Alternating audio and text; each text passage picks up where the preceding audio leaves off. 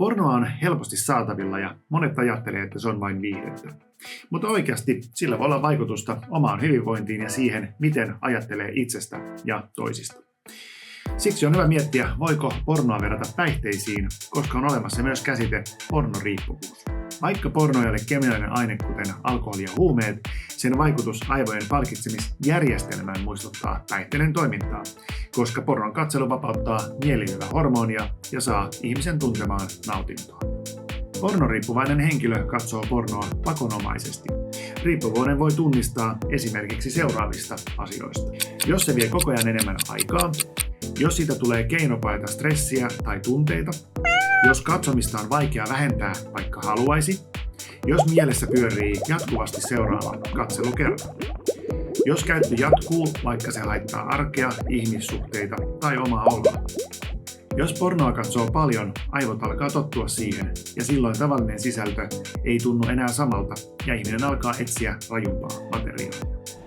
Jos porno aiheuttaa häpeää ja ahdistusta, jos seurustelukumppani tuntuu pornon vuoksi vähemmän kiinnostavalta, jos tuntuu siltä, että pornoa on pakko nähdä lisää, vaikka ei huvittaisi.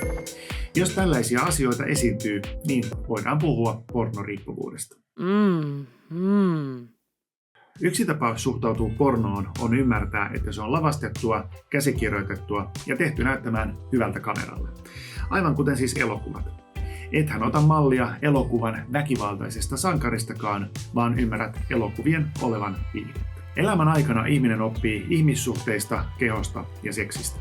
Ja jos porno on niin sanottu pääopettaja, niin muut voi alkaa sitten nähdä ulkonäön tai seksikkyyden perusteella, eikä ihmisinä, joilla on ajatuksia, rajoja ja tunteita. Seksiin kuuluu läheisyys, tunneyhteys ja kunnioitus, joita ei välttämättä sitten lavastetusta pornosta löydä. Lisäksi porno voi luoda epärealistisia odotuksia, koska kaikki näyttää täydelliseltä, kaikki on helppoa, kukaan ei nolostu eikä kukaan kysy suostumusta. Jos tätä alkaa pitää normaalina, voi oikea läheisyys tuntua oudolta, hankalalta tai epävarmalta. Porno voi myös aiheuttaa paineita näyttää tietyltä tai käyttäytyä tietyllä tavalla seksissä. Sinä itsehän päätät, mistä olet riippuvainen ja miten pidät omasta kehosta ja mielestä huolta. Sinä itse myös päätät, mitkä asiat annat itseesi vaikuttaa, ja porno on yksi sellainen asia, johon hurahtamista on syytä tarkastella kriittisesti.